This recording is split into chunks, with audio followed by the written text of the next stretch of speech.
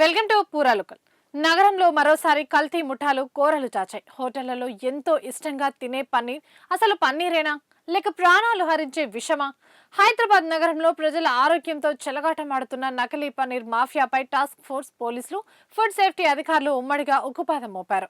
నగర వ్యాప్తంగా సాగిన భారీ మెరుపు దాడుల్లో నకిలీ పన్నీర్ తయారు కేంద్రాల గుట్టురట్టయింది. పక్కా సమాచారం ప్రకారం రంగంలోకి దిగిన అధికారులు నగరంలోని 45 ప్రముఖ ఫుడ్ అవుట్లెట్లతో పాటు 8 పన్నీర్ తయారీ యూనిట్లలో ఏకకాలంలో దాడులు నిర్వహించారు. ఈ తనిఖీల్లో విస్తుపోయే నిజాలు వెలుగుచూశాయి.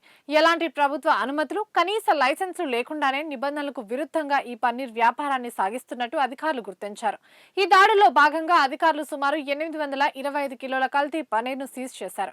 వీటితో పాటు హోటళ్లు, ఫాస్ట్ ఫుడ్ సెంటర్లకు సరఫరా చేసేందుకు సిద్ధంగా ఉంచిన భారీ మొత్తంలో నకిలీ చీజ్, ఇతర తినుబండారాలను అధికారులు స్వాధీనం చేసుకున్నారు. నాణ్యమైన పాలకు బదులుగా సింథటిక్ పాలు, నాసిరకం పదార్థాలు, ప్రమాదకర రసాయనాలను ఉపయోగించి ఈ కేంద్రాలలో పన్నీర్ తయారు చేస్తున్నట్టు కనుగొన్నారు. పన్నీర్ బరువు పెరగడానికి, అది గట్టిగా కనిపించడానికి స్టార్చ్, మితిమీరిన నీరు, ఆరోగ్యానికి తీవ్ర హాని కలిగించే నాన్ మిల్క్ ఫ్యాట్స్ అంటే జంతువుల కొవ్వు లేదా వనస్పతిని కలిపి ఈ దందాను నడిపిస్తున్నట్టు తేలింది. ఇలాంటి కల్తీ పదార్థాలు తింటే ప్రజలు తీవ్ర అనారోగ్యాల బారిన పడే ప్రమాదం ఉందని వైద్యులు హెచ్చరిస్తున్నారు. రిటైల్ షాప్ పైన అందరు ఆల్మోస్ట్ 80 షాప్స్ పైన మన అబ్జర్వేషన్ చేశాము. ప్రతి షాప్లో మన అబ్జర్వేషన్ అంటే ఈ ఓన్లీ పనీర్ అండ్ పనీర్ ముందునేకి కాస్ట్ అమౌంట్ పెట్టి వాళ్ళు సేల్ చేస్తున్నారు. చాలా లిమిటెడ్ షాప్స్లో అది చీజ్ అనలాగ్ పనీర్ బోర్డు ఉంది అండ్ పనీర్ బోర్డు ఉంది. సో ఈ అన్ని మొత్తం అబ్జర్వేషన్ తర్వాత ప్లస్ ఇంకా ఒక అబ్జర్వేషన్ అంటే కొంతమంది రిటైల్ షాప్ వాళ్ళు కూడా మళ్ళీ ప్యాకింగ్ చేస్తున్నారు.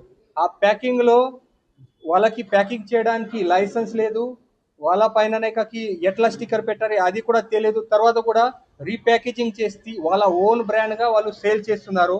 దీంట్లో మ్యానుఫ్యాక్చరింగ్ డేట్ కూడా 1-2 డేస్ అడ్వాన్స్గా పెడుతున్నారు. సో నిన్న మన అబ్జర్వేషన్ ఒక ప్లేస్లో కొన్ని పనీర్ ప్యాకేజింగ్ దొరికింది. నిన్న 17 జూన్ డేట్ ఉంది, బట్ ఆ ప్యాకేజింగ్ పైన మ్యానుఫ్యాక్చరింగ్ డేట్ 18 జూన్ పెట్టారు. సో ఈలాగా వైలేషన్స్ కూడా మన దొరికింది. సో ఈరోజు ఈ అన్ని రీటైల్ షాప్స్ వాళ్ళ కోసం ఒకటి అవగాహన ప్రోగ్రామ్ పెట్టడం జరిగింది. ఎందుకు అంటే చాలామంది రీటైల్ షాప్ వాళ్ళకి ఇది తెలియదు, paneer and cheese analog difference. So కొంతమందికి తెలుసు, తర్వాత కూడా వాళ్ళు సేల్ చేస్తున్నారు. కొంతమందికి ఇది డిఫరెన్స్ తెలియదు.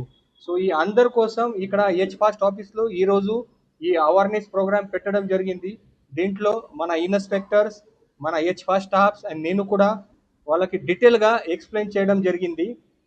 మీ షాప్లో మీరు ప్రాపర్గా cheese analog paneer and malai paneer అది డిఫరెన్స్గా పెట్టాలి. అక్కడ ప్రైస్ కూడా డిఫరెన్స్ ఉంది. బోత్ పనీర్ మధ్యలో 150 to 200 per KG price difference ఉంది. మలై పనీర్ పై ప్రైస్ ఎక్కువ ఉంది.